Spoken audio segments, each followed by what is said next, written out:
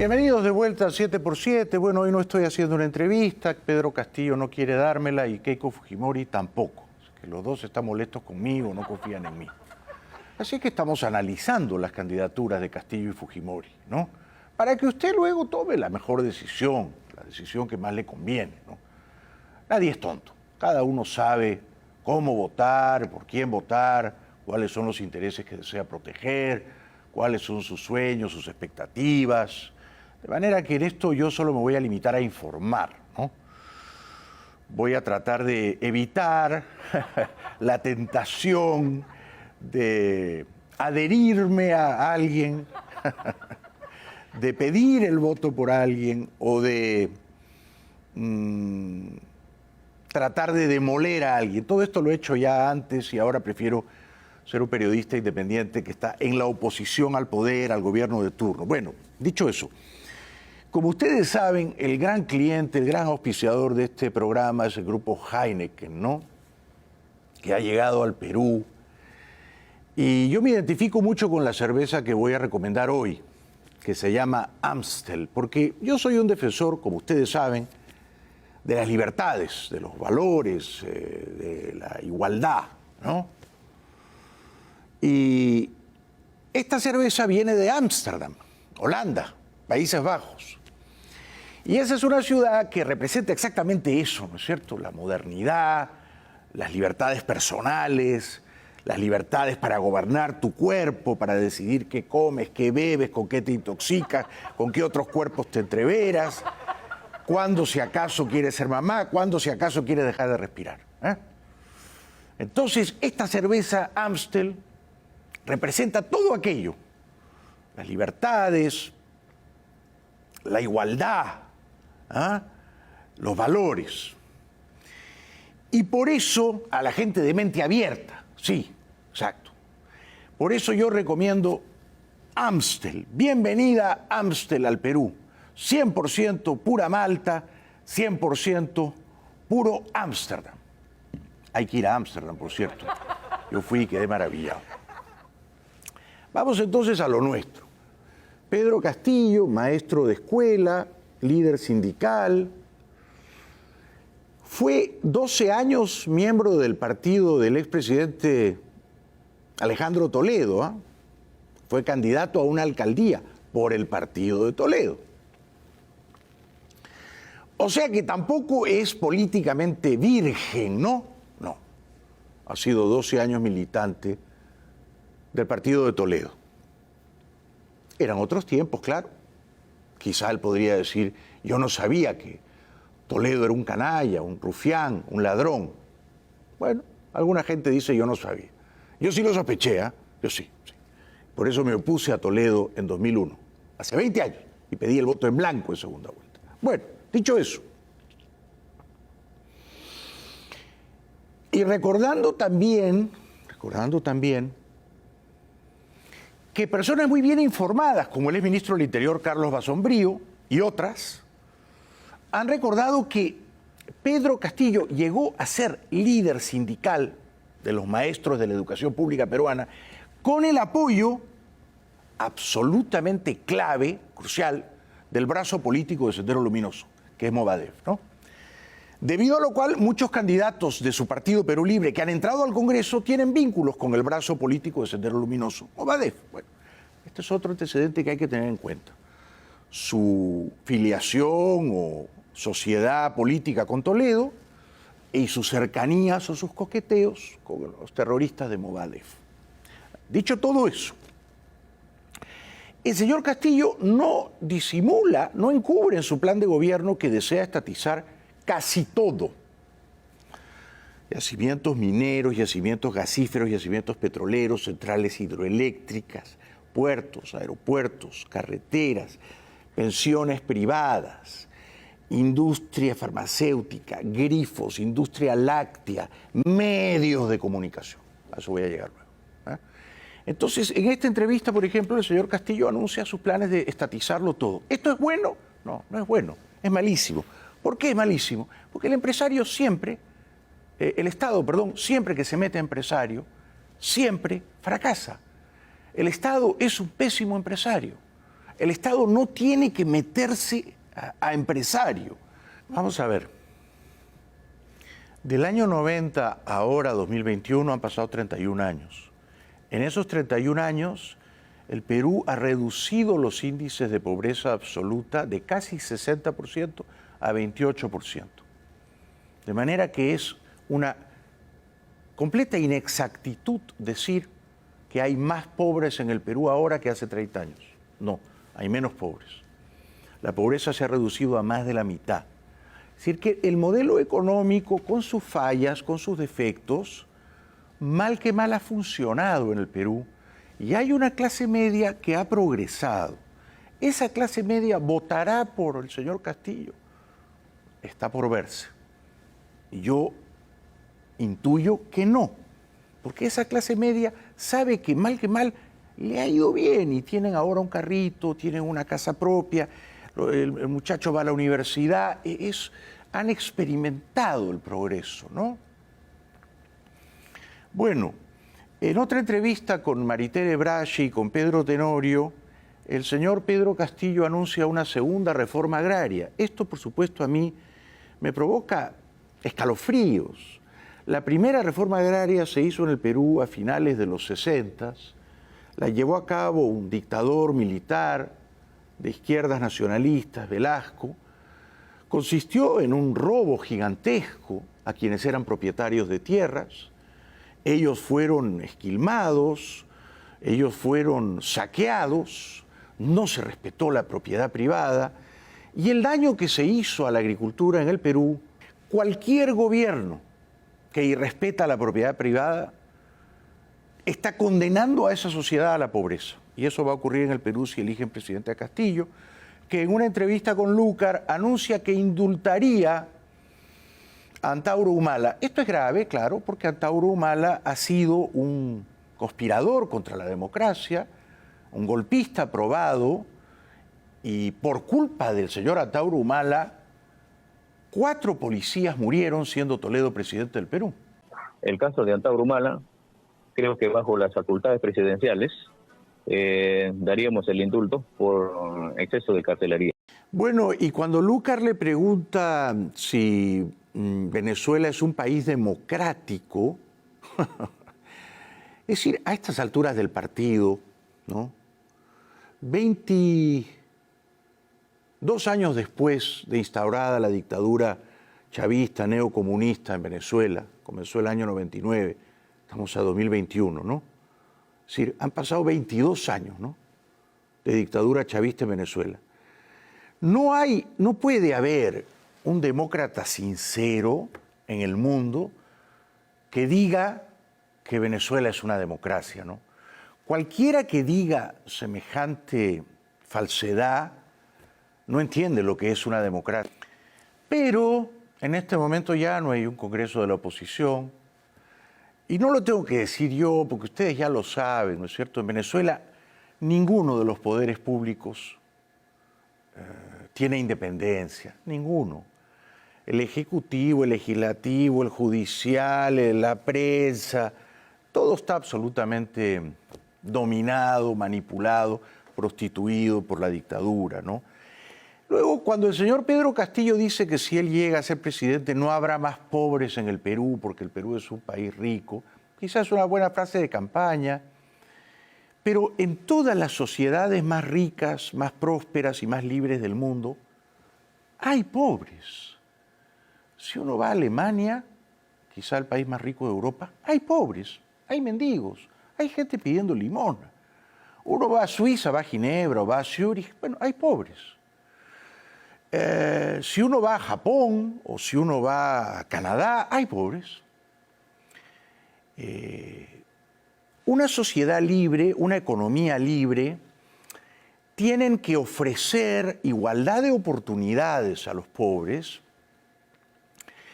y tienen que permitir que aquellos pobres que se esfuerzan, que tienen buenas ideas, que trabajan duro, salen de la pobreza. Pero salen de la pobreza no porque el Estado los ayuda o les regala una dádiva. Salen de la pobreza porque han forjado su propia riqueza. Entonces, en las sociedades y en las economías libres, están allí las oportunidades para que aquellos que son pobres puedan dejar de ser pobres si hacen el esfuerzo necesario para ello. Aquellos que son pobres y no se esfuerzan, no trabajan, no estudian y son haraganes, son perezosos y quieren que el Estado les regale dinero, seguirán siendo pobres. De manera que en las sociedades libres, en las economías libres, siempre habrá desigualdad. Pero la desigualdad tiene que estar dictada por el mérito. Entonces, los que son más ricos merecen serlo porque han hecho contribuciones significativas a la sociedad, y los que son más pobres, desgraciadamente, merecen serlo porque han tenido mala suerte, porque no se han esforzado, porque no han hecho lo que tenían que hacer para salir adelante en la vida. Entonces no es el Estado el que te saca de pobre, no. El Estado solamente es como el árbitro, ¿no? Fija unas reglas de juego, procura que el juego sea limpio, que haya fair play, que no haya patadas, que no haya abusos, que no haya emboscadas de uno contra el otro. Eso es el Estado, un árbitro. Y el mejor árbitro de fútbol es el que no se ve, el que no interviene casi, que no hace notar su rol arbitral. Bueno, entonces por eso es que es particularmente llamativo que Castillo diga. Y entonces también dice el señor Pedro Castillo que, dicho sea de paso, yo no lo conozco, me encantaría conocerlo, no lo he entrevistado, me encantaría entrevistarlo. Puede que sea una buena persona, seguramente lo es. Puede que sea una buena persona. Puede que él esté animado o movido por buenas intenciones, puede que él sueñe con una sociedad más justa. Yo lo acompaño en ese sueño. Pero el problema no es si es una buena persona, el problema es cuáles son sus ideas. Entonces, una buena persona con malas ideas hace mucho daño. Un líder político noble, generoso, altruista, pero que cree en ideas comunistas, totalitarias, antiliberales, va a hacer un daño terrible, siendo una buena persona. Acá lo que cuenta no es si la persona es buena o es mala, si la persona es virtuosa o es defectuosa. No. Yo no estoy aquí para juzgar moralmente a los candidatos, estoy para analizar sus ideas. Y yo creo que las ideas de Pedro Castillo son muy malas, malísimas, catastróficas, mucho peores que las de la señora Fujimori. Las de la señora Fujimori, algunas de sus ideas no me gustan nada, porque son conservadoras y antiliberales respecto al gobierno del propio cuerpo. Pero las ideas de la señora Fujimori, digamos que a mis ojos resultan regulares. Las de Castillo, catastróficas. Así lo veo yo. Castillo luego parece tener una alergia o una aversión a la gente que hace dinero. ¿Y cuál es el problema con la gente que hace dinero? Usted piensa en Bill Gates, usted piensa en Jeff Bezos, usted piensa en Elon Musk, o en los grandes innovadores, en las grandes fortunas de nuestro tiempo. ¿Cuál es el problema con la gente que hace dinero? Es gente que ha tenido una idea brillante, innovadora, hay gente que ha cambiado el mundo, hay gente que ha dado millones de empleos y hay gente que ha creado fortunas billonarias y ha pagado a la sociedad billones en impuestos. Necesitamos que haya emprendedores clarividentes que sueñen con cambiar el mundo. Necesitamos a la empresa privada para crear riqueza. Pero, señor Castillo, ese es un discurso justiciero, ¿no es cierto?, que suena bonito, pero al mismo tiempo es un discurso peligrosísimo, porque anida en ese discurso el rencor, el resentimiento contra el que tiene dinero. Y yo no tengo rencor contra los grandes billonarios de este mundo. ¿Saben por qué no los odio? Porque nos han mejorado la vida. Bueno, yo, cuando me pregunto, ¿todos los que han votado por Pedro Castillo el domingo pasado son comunistas? O sea, hay casi 2.800.000 peruanos que son comunistas. Me respondo, no, claro que no. Esas personas, la mayoría, sospecho, no son comunistas. Puede incluso que ni siquiera sepan que Castillo es comunista. Con seguridad, o con toda probabilidad, no han leído el plan de gobierno de Castillo y por lo tanto no se han asomado a que las ideas de Castillo son comunistas. Y lo son. De punta a cabo, de cabo a rabo, lo son. Entonces, ¿por qué han votado por Castillo si no son comunistas?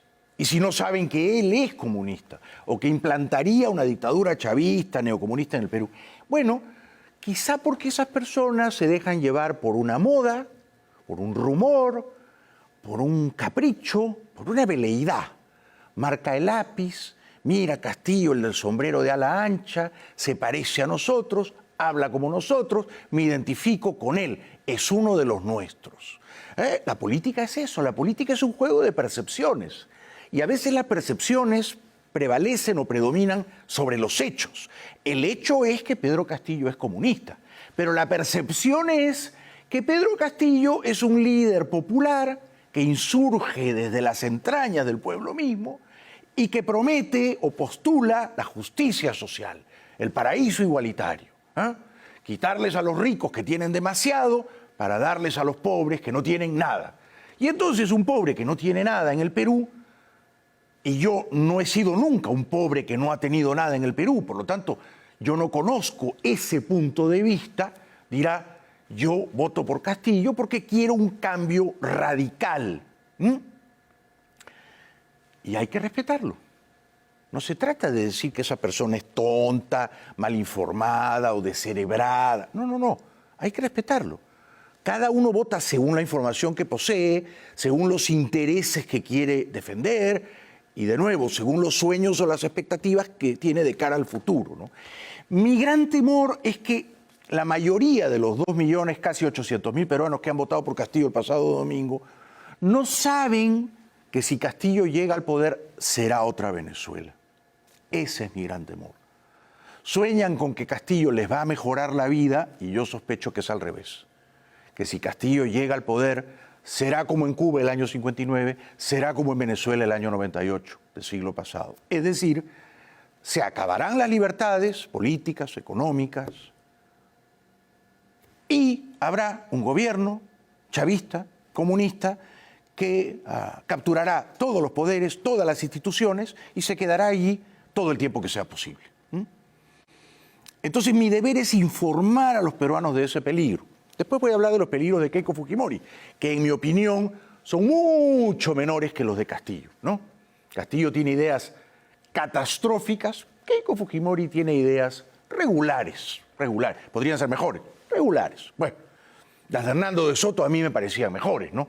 Pero no pasó, pues, no pasó. Hernando de Soto me parecía derecha liberal, moderna, progresista, no pasó. Lescano, entre los tres de izquierda, Lescano, Mendoza y Castillo, bueno, Lescano era el que menos miedo me daba a mí, hubiera preferido que pasara Lescano, no pasó.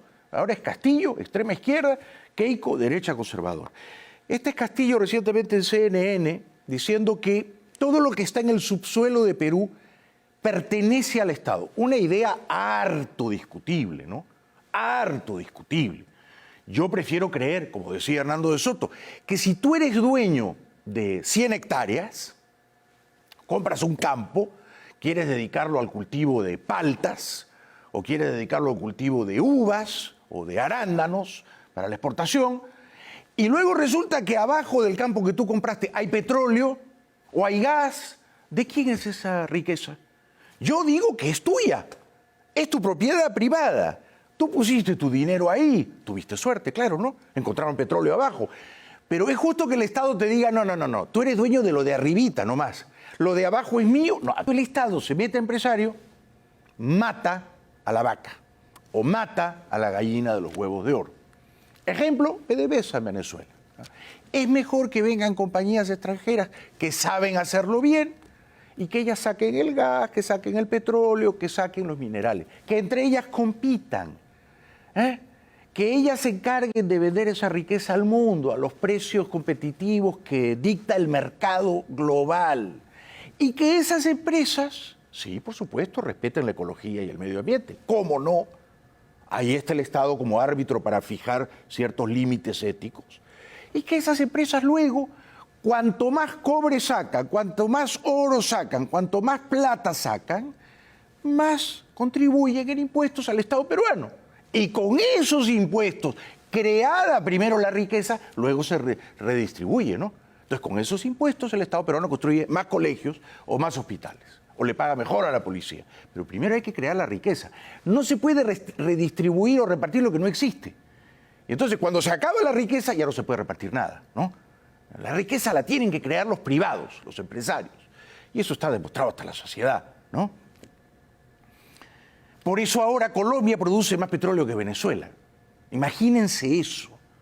Bueno, vamos a la pausa. Antes de ir a la pausa les recuerdo, si ustedes quieren asomarse al mundo de la bolsa de valores, quieren ganar un dinerito en la bolsa de valores de Nueva York, de Wall Street, ¿no? La bolsa de valores de aquí, de Estados Unidos, hay un señor, Alejandro Cardona, que dicta unos cursos, ahora los dicta por internet, que te enseñan los consejos básicos sobre cómo entrar en la bolsa, cómo abrir una cuenta, cómo comprar acciones por aquí o por allá, cuándo si acaso vender, cómo esperar una ganancia, entender los ciclos, los momentos, las curvas, ¿no? Entonces, ese seminario se llama Creando Riqueza, creandoriqueza.com. Pueden ustedes entrar a esa página en internet y donde quiera que se encuentren, en el Perú o en cualquier lugar del mundo, pueden asistir al próximo seminario de Creando Riqueza, que va a ser el próximo fin de semana, o sea, el sábado 24 y domingo 25 de este mes de abril. 24 y 25 de este mes de abril, el seminario Creando Riqueza, si ustedes quieren aprender a invertir en la bolsa. Una pausa y regresamos enseguida aquí en el 7%.